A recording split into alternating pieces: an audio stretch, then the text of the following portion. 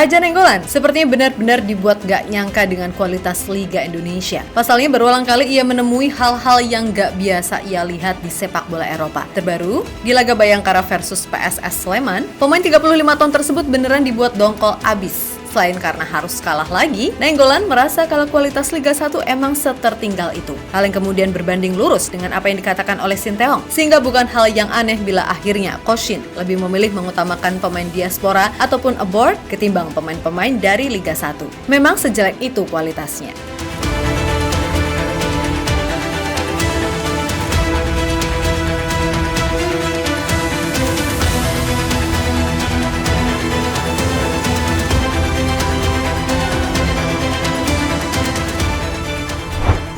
Bayangkara FC menjamu PSS Sleman di pekan ke-25 BRI Liga 1. Jelas bagi Bayangkara, mereka harus bisa menang bila nggak mau semakin terpuruk di papan bawah. Terlebih di laga sebelumnya, mereka baru aja kalah dari Persebaya. Sehingga seharusnya, laga kandang ini bisa jadi momentum. Meskipun ya tanpa dukungan supporter, karena ya emang nggak punya supporter, layaknya tim-tim pada umumnya.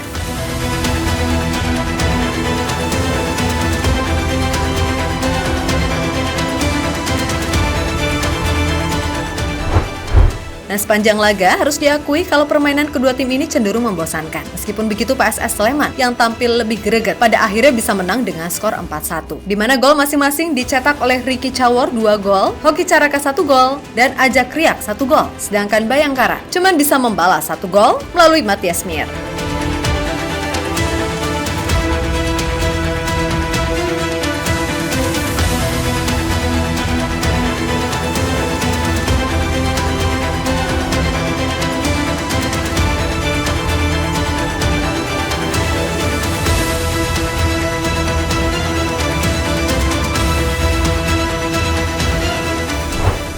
Nah, di laga ini, Coach Mario Gomez kembali memainkan Raja Nainggolan sejak awal. Harapannya jelas, Nainggolan bisa membuat perbedaan. Namun, kita juga jangan lupa kalau sepak bola ini dimainkan 11 lawan 11. Sehingga berat bagi Nainggolan untuk berjuang sendiri. Apalagi kini usianya udah 35 tahun dan sempat vakum cukup lama karena cedera. Meskipun begitu, secara kualitas, ya emang Nainggolan ini masih beberapa level di antara semua pemain yang main di laga ini. Tapi ya gimana lagi, kalau cuma ngandelin Nainggolan seorang, ya susah juga kan?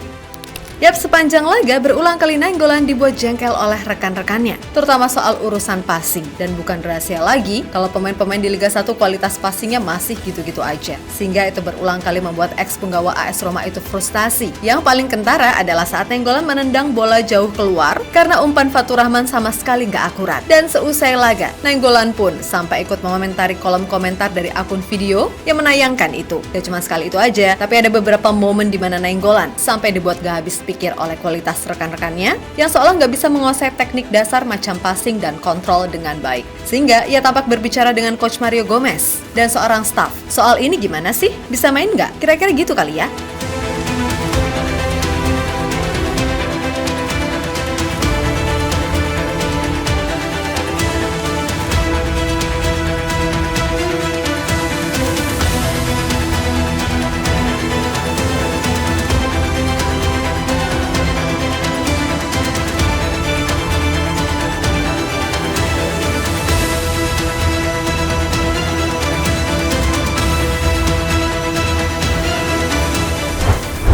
Nah, sebenarnya Nainggolan sendiri bukan pertama kalinya dibuat heran oleh kultur sepak bola Indonesia. Saat lawan Persebaya, ia sampai menyentil PSSI lewat story Instagramnya tentang Reva Adi yang tetap ada di lapangan seusai laga, padahal harusnya ia tetap ada di luar karena udah dapat kartu merah. Ya, dari semua itu yang paling mencolok adalah gimana level permainan Liga 1 yang dinilai masih sangat jauh tertinggal.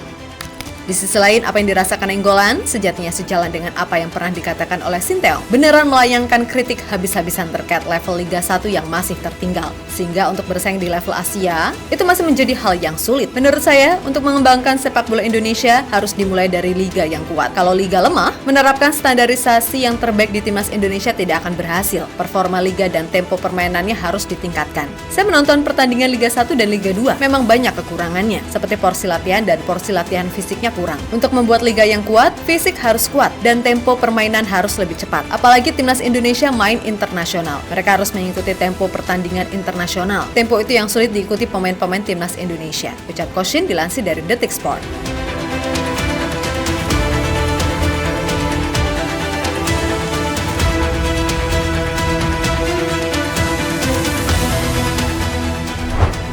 Lebih lanjut, Coach Shin juga mengkritik soal mindset pemain Indonesia yang lebih fokus ke hal-hal non-teknis, macam wasit misalnya, ketimbang permainan secara keseluruhan. Sehingga itulah yang membuat Indonesia mudah sekali kena kartu merah saat laga internasional. Pemain Indonesia seharusnya fokus ke pertandingan, cuma kenyataannya mereka terlalu sensitif dengan keputusan wasit. Selalu protes dan seharusnya lebih tegas untuk memberikan kartu kuning dan merah. Dengan begitu, Liga akan memiliki waktu bermain yang lebih lama. Pemain Indonesia kalau protes seperti ini di luar negeri pasti kartu merah. Di luar negeri tidak bisa protes seperti itu.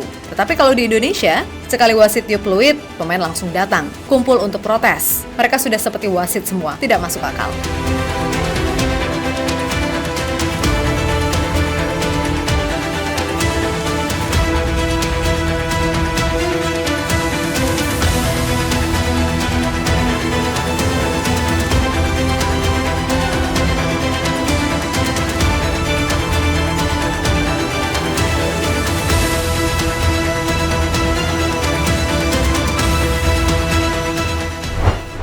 Nah, di sisi lain, Coach Shin sendiri dalam hal ini memberikan contoh perkembangan negara tetangga Thailand yang liganya kini ada di peringkat 8 Asia dan nomor 1 di ASEAN. Sehingga wajar kalau dominasi Thailand dalam Piala AFF tidak terlepas dari kompetitifnya Thai League atau Liga Thailand yang dianggapnya sebagai yang terbaik di kawasan Asia Tenggara. Menurut Coach Shin, Thai League memiliki penjadwalan yang tersusun rapi sehingga memungkinkan klub-klubnya untuk berkompetisi di Liga Champions Asia secara reguler. Selain itu, Coach Shin juga menggarisbawahi bahwa klub-klub Thailand yang biasa menghadapi lawan-lawan kuat dari Korea Selatan, Jepang, hingga Tiongkok di Liga Champions Asia, pada akhirnya telah berhasil menjadi latar belakang kesuksesan mereka di kancah internasional. Itulah yang tidak dipunyai Liga 1, yang bahkan tim-timnya masih sangat sulit bersaing di AFC Cup, itu pun zona ASEAN.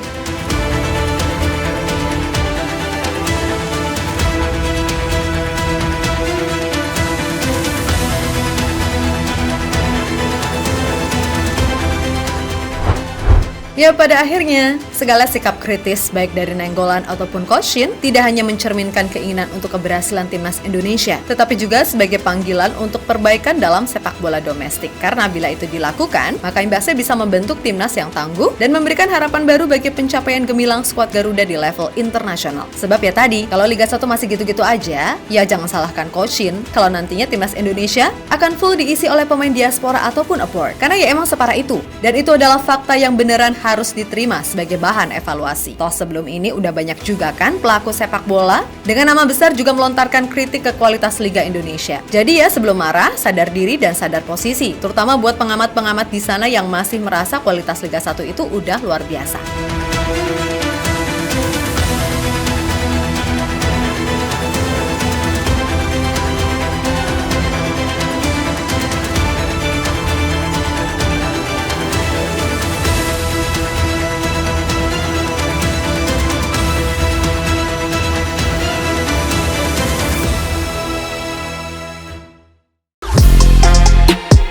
Halo, izin iklan sebentar ya guys. Jadikan ruangmu bernuansa timnas. Temukan beragam poster dinding, sepak bola dan timnas dengan desain menawan, kualitas premium dan harga yang tidak akan menguras kantong. Segera klik link Shopee di deskripsi video ini dan dukung timnas dengan sepenuh hati. Mulai dari dinding rumahmu.